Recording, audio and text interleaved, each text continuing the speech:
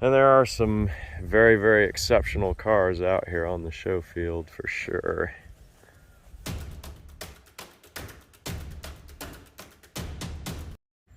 Took a little trip to Minnesota today. There's a gathering here of 1971 to 76 GM cars. There's two sides of the show here. There's a side of sedans and hardtops, and then over on the other side of the show field there are the clamshell station wagons. So the guys are starting to roll in here, and we're gonna take a look around the field and show everybody what they all brought. They're expecting quite a turnout. It's gonna be a big show, so I'll probably split this into two videos. Call this part one of the sedans and hardtops, and then part two will show the station wagons. First one in the row is the 74 Impala, four-door hardtop. These 74 Impalas are available as a post or hardtop. 76 Caprice in burgundy, white top, burgundy interior. This is the 6-window version of the Caprice that came out in 75. I believe all Caprices were the four-door hardtop in 76. I don't know if you could get it as a post or not. 76 Delta. This one's real similar to one that Matt Damon drove in Good Will Hunting. I think his was blue. It's kind of a odd color combo on this one. Silver, black top with a burgundy interior. 3 different colors like that is kind of uncommon. Then 74 or 5 Oldsmobile Delta convertible, should be a 75. Those 2 years are real similar. These convertibles, pretty low production cars. 75 would have been very last year that they were available. Then rollover standards and just declining sales kind of killed the convertible until the 80s. There's a brief period in there where there were other like third-party coach builders that would do conversions on some others, but even those pretty rare as well. This is 74 here. There you can see the difference. 74 has just a little bit taller grills. Almost got to see them next to each other to remember which is which. 74, 5, and 6 had this unique thick B-pillar. A little bit odd, kind of stair-stepped dual quarter windows.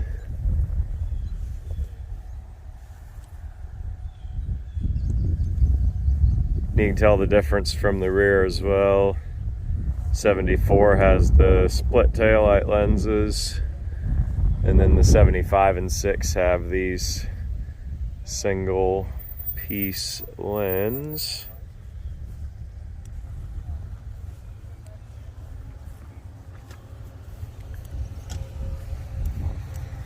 Here's 76. So to answer the question from before, yes, the four-door post was available in 76, because here we are looking at one.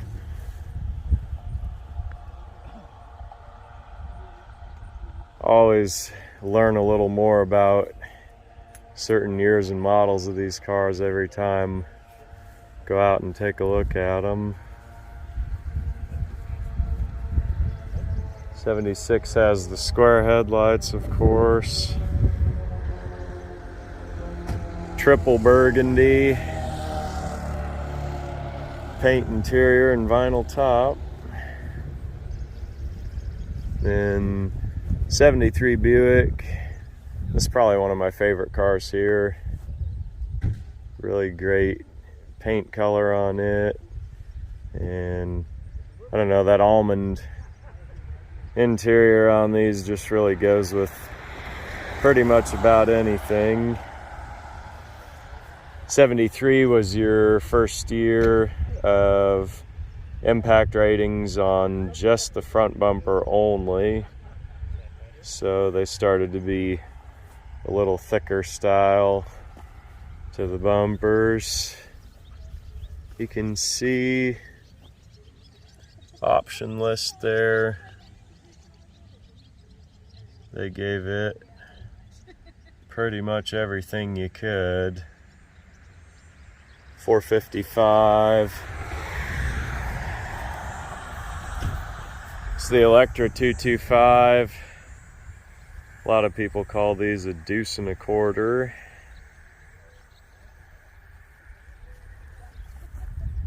Then 76 Olds 98. See the difference between the 98s and the 88s. That 98 has the taller cathedral style tail lights.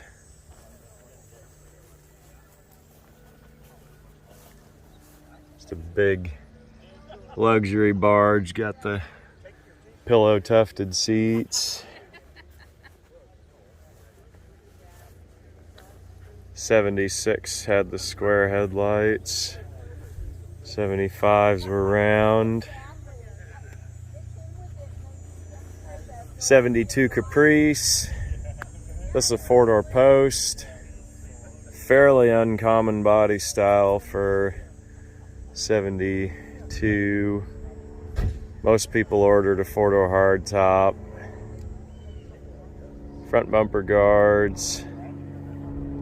Caprice would have had plusher interior, different side trim, different grills. Obviously the badging, because you had to know you were in a Caprice and let everybody else know as well when they saw you.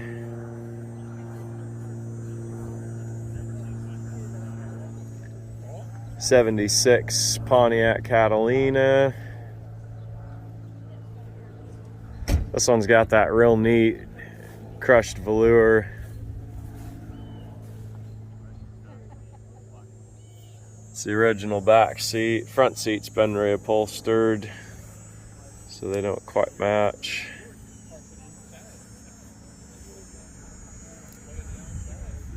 That's part of the uniqueness of restoring an old car, is keeping it going with what's available.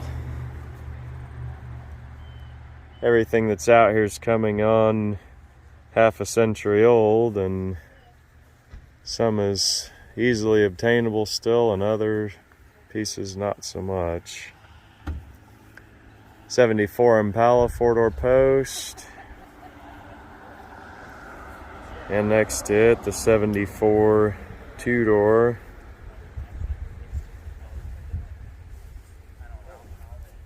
This 2-door they call the glass house, and I'm not really sure why, but the visual cue of the glass house is the big thick center pillar. Help it meet the rollover standards. It's got a cool paisley upholstery to it.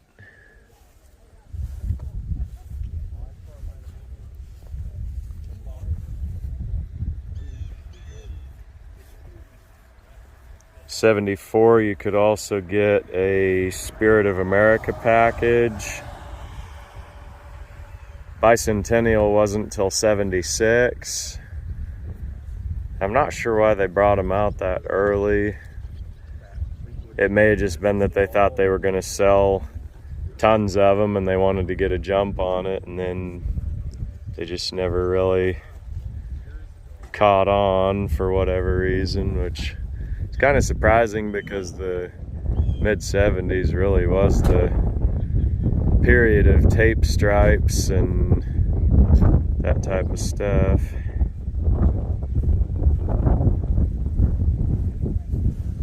This old Pontiac. The Granville is the four-door hardtop.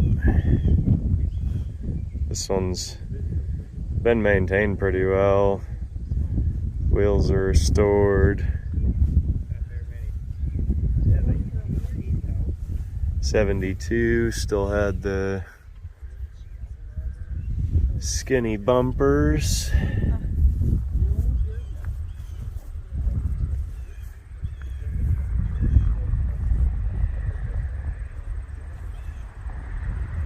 '73 was when it all changed for bumper standards.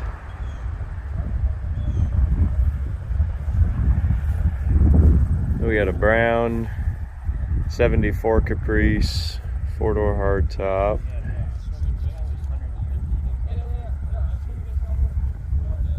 This one's got a really, really nice rebuilt engine in it. It's a sweet, sweet running car. Brown sugar brown. That's one of my favorites here as well.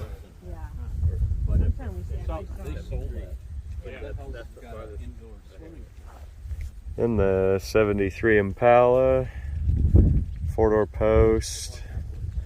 You could get these with a single body color, two-tone painted roof, or two-tone vinyl top.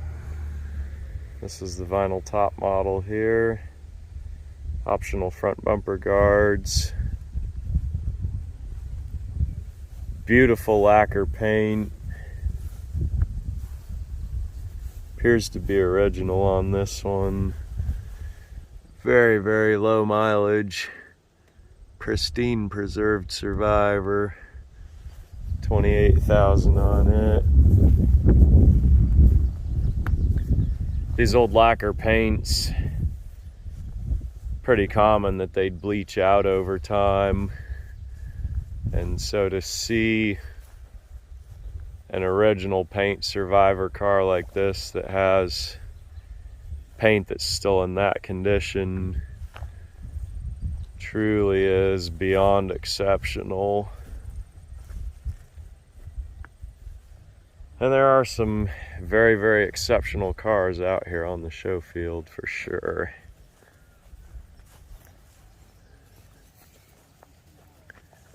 We've got the 73 Cadillac Fleetwood. Someone was asking the other day what a pillared hardtop is. This is the pillared hardtop. So you can see what makes it that is there is no outer door frame. The glass drops into the door like a hardtop, but there is the center pillar.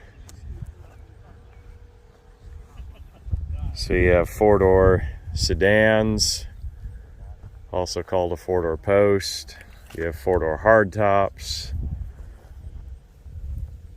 Four-door hardtop like this 71 here has no door frame, no center pillar. Roll the window down, the glass drops in the door. Your pillared hardtop, roll the window down, glass drops in the door, but there is the fixed center pillar.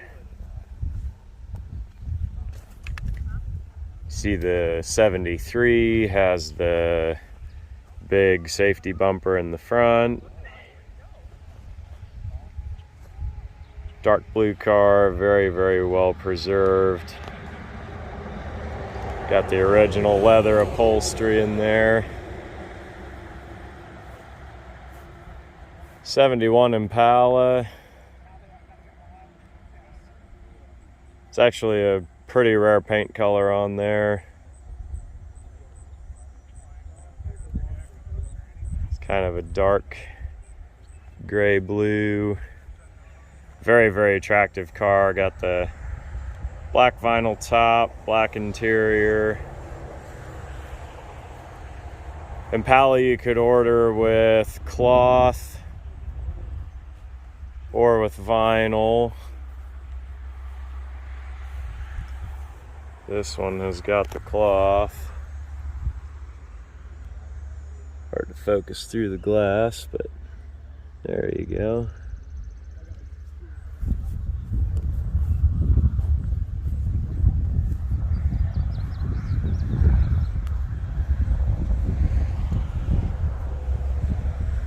(1972) Buick, 4-door hardtop Electra. 72s are pretty easy to identify from the 71s because little of the body and trim was changed, but they almost all got rubber impact strips on the bumpers. The Cadillacs, Buicks. This one's had the LS swap. Somebody cares about this old thing to really keep it up. Got the awesome green 70s interior in there.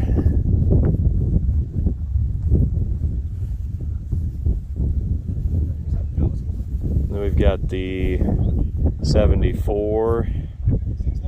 74 is a very distinctive year for these Buicks because they have the two big round headlights that are separated each side, so you end up with the 4 individual pods in total.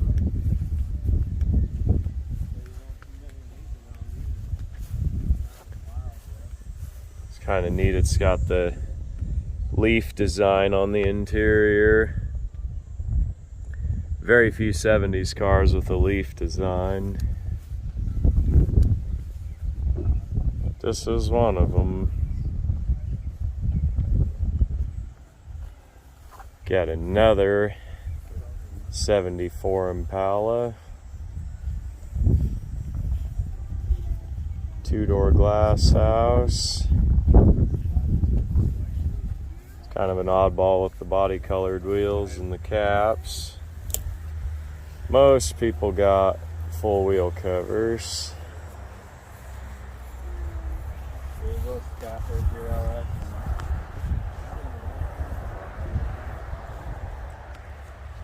75 and 6 Buick Electra 225 Limited. Somebody was saying there's like 3 different trim levels for these 74, 5, and 6 Buicks, and I'm not exactly familiar with what all of them are. But the Limited, I think, was toward the top. I don't think you could get leather in one of these. I think they were all just different types of cloth.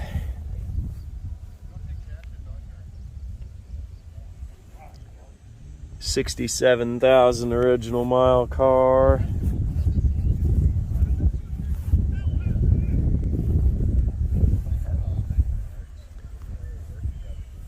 And this old Buick Riviera, kind of a rare car. Very few of these sold. This was right after the dynamic smashing success of the boat tail Rivieras. And I think people may have felt it a bit of a letdown, so they just didn't sell all that many.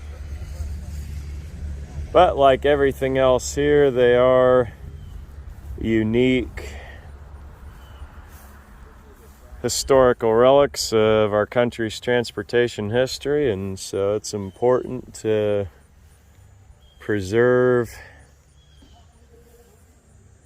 all that remain.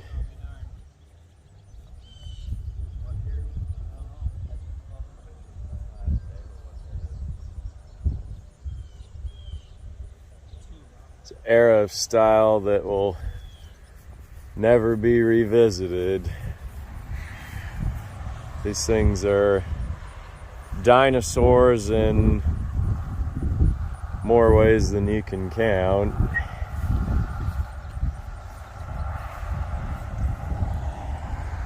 '75 Impala.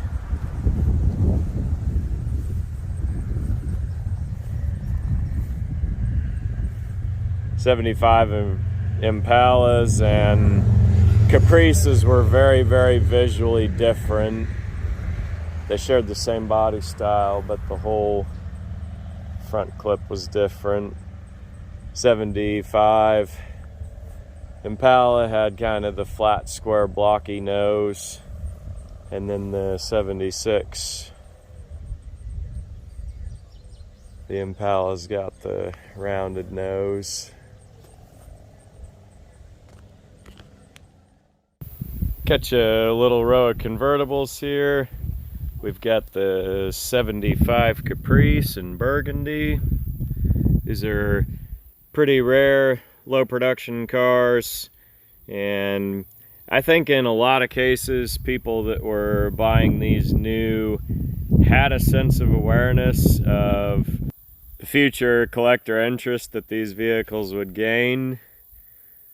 So even though they are low production, rare cars, you still do see quite a few of them around. You can see the difference between the '75 there and the '74. '74 had completely different taillights, side trim, the entire front clip of the car, all the fenders and hood was different. Pretty rare green interior in this one. Car has been repainted. I think that shade is pretty close to the original, but it may not be exact. Then you've got another cream colored '75 here. Another very well kept, pristine original car. Got the medium brown interior.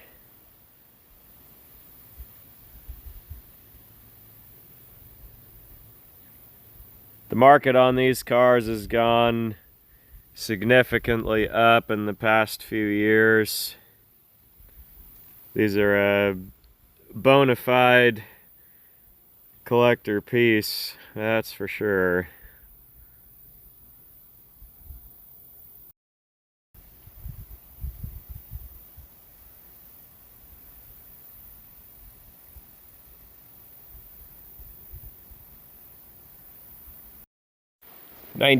'76 Impala two-door.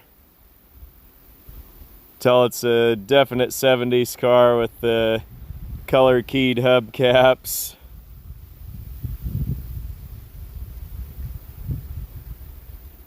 Pretty low mileage, well kept original car. Guy that owns this also has a '75 Caprice convertible. You can see the little picture down there with the delivery miles that are on that car. But this Impala coupe, just very, very pristine, preserved original car.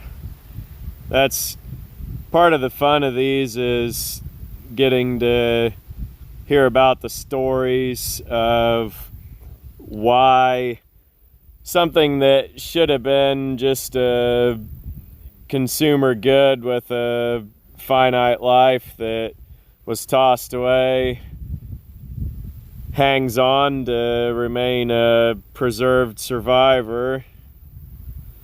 Got the '75 Caprice here. This one's all restored, brand new paint job, original upholstery. I mean, you can see the paint job on this car is better than the original factory. Somebody really cares about this car to keep it going. Black's a very difficult color to get right because the reflections show everything, and you can just definitely tell this is a car that they really went the extra mile to restore it really all the way better than new. Black vinyl top that matches, just sharp, attractive restoration. Then the 76 Impala here, this one's been repainted also. This is a fairly modern color, not the assembly line shade. I call this bass boat blue. A lot of people think that's kind of funny, but to me, like, that's what that shade pretty much is.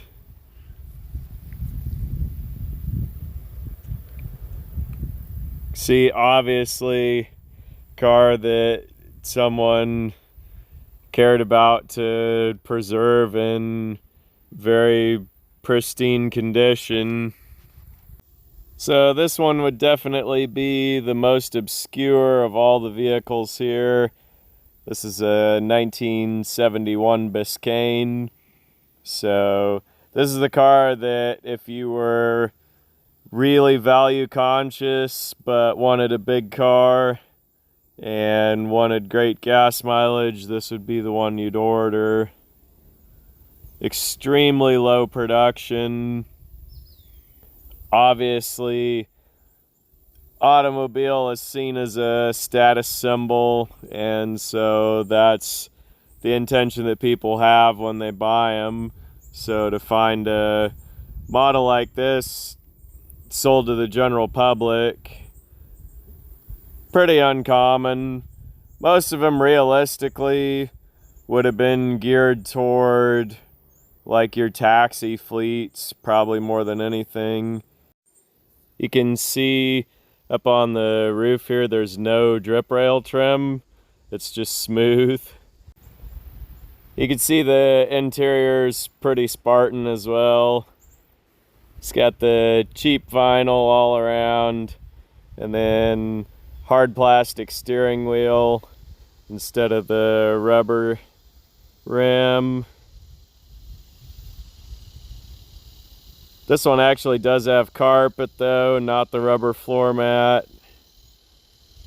You can see it has its own dash insert that just says Chevrolet. The Impala would have said Impala, Caprice would have said Caprice. This is just such a unique and odd enough car that I actually probably will shoot a whole video separate just for it, and you can see a little more in depth and hear the story of it. 71 GM full-size cars all had 1 year only ventilation system, and they had those little vents on the trunk lids. And basically all the full-size cars, the Cadillac Eldorados, the Rivieras, the station wagons, the sedans, the coupes, all had those grates, vents, fins, whatever you call them, there in the trunk lids. Here's a beautiful 1976 Caprice glass house. You can see it wears the optional factory wire hubcaps.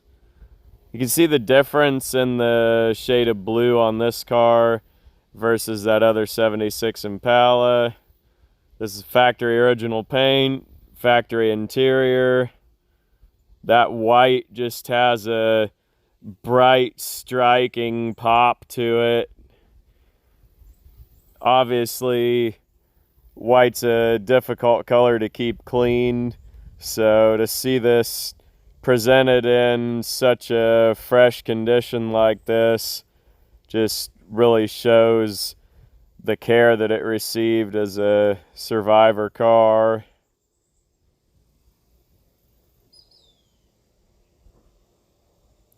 Those fixed quarter windows don't roll down, so there's like a little edge trim that goes around those that's never been reproduced. And last car in this little corner is a 74 Caprice convertible. This one's been restored, repainted, and they did not put the side trim back on. This one does have the optional wire spoke hubcaps, white vinyl interior,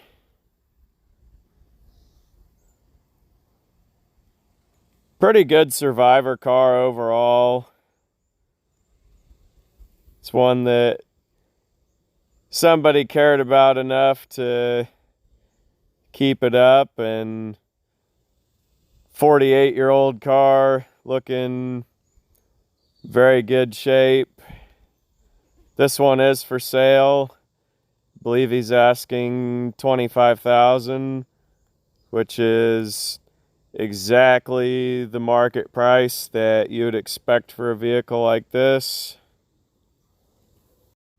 Here's one more latecomer that showed up in the row. This is beautiful, beautiful 75 Impala. Super low mileage, pristine car. Again, one of these really odd ones with 3 different colors for the paint, the top, and the interior.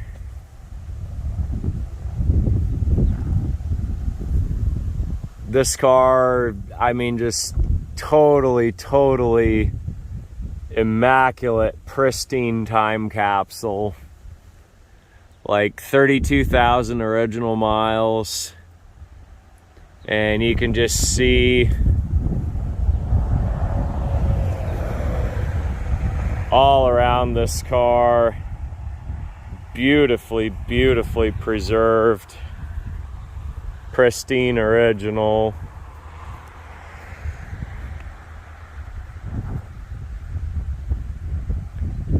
Again, the 75 Impala borrowed a lot of the 74 Caprice's front end,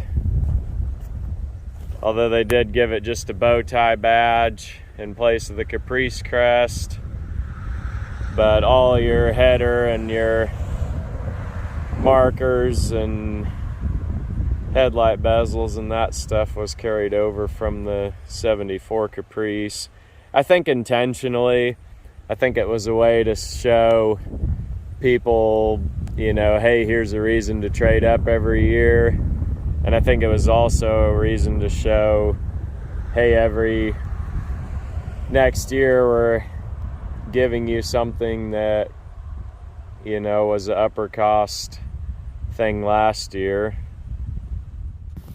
Right here we have a 72 Impala 4-door post.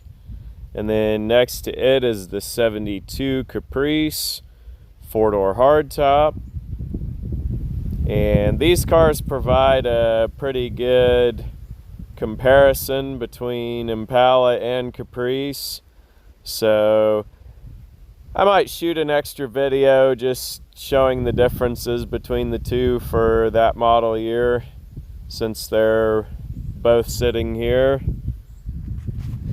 Caprice, obviously a little more of an upmarket car, but you could get them in either body style. You could get Impala 4-door post or hardtop, Caprice 4-door post or hardtop.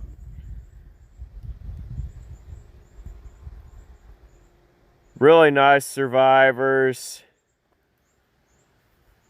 Original paint, original interior. I mean, there's just something about a unrestored car. It just has a different look to it. Then over here we have a 72 Impala convertible. This is an original assembly line color. I think it's been repainted. It's just got a little more luster and a little more gloss little more depth to it than the original. Got the chocolate brown interior, white convertible top. Very well presented survivor car. Because it's here and we're here, catch a little footage of this unique American LaFrance. Got the big ladder on it.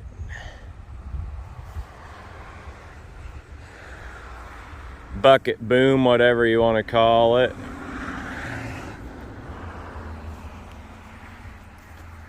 See up here, this far north, even the fire trucks rest.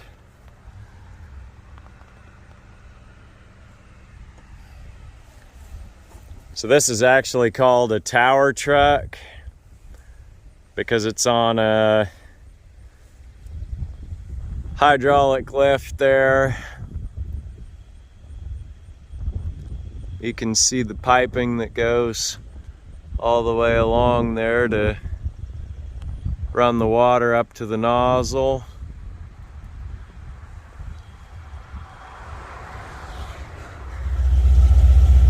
Be sure to come back for the next video. We'll walk around the station wagons and just give a little look at what showed up over on that side of the show field.